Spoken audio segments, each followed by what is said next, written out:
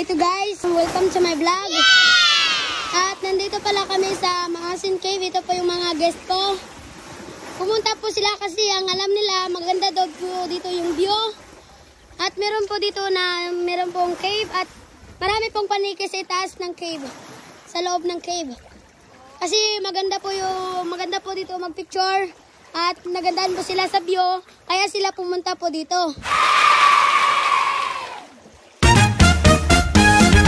Ito po yung cave, ma'am.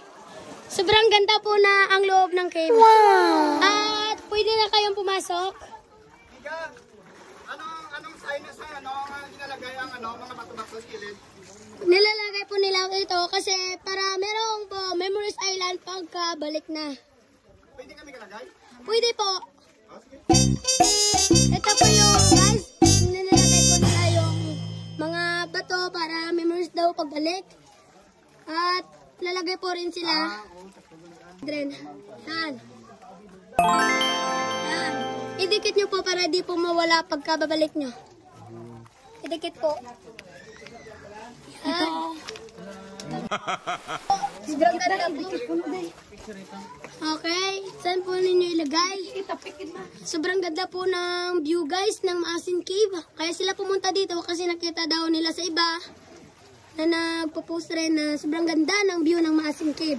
At sana kapag kayo rin pupunta rito, lalagay rin kayo para memories pagbalik ninyo. At sana i-follow nyo tong vlog. Yes! So dito na po lalabas muna tayo sa cave at ipapakita natin yung view. Ito po yung view ng Maasin Cave. Iikutin po natin lahat ng cave na to. At lahat ng laman ng Maasin Cave. Ito guys, papasok na po kami sa cave. Welcome ulit pala sa vlog ko. At sana mag-like and subscribe kayo. Yes! Sobrang ganda po ng view ng cave. Ito po yun. Naglalagay na po sila. Start sa paglalagay. Ito po, marami pong paniki. Yan. Sobrang marami ng paniki. Yung maliliit na itim, yan po yung paniki. Hello po kayo dyan sa vlog. Mag-hi po kayo.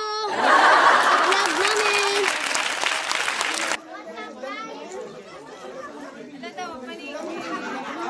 Yan po. Okay. And maraming salamat. Mag-follow lang po kayo sa page namin. Yes! Thank you very much.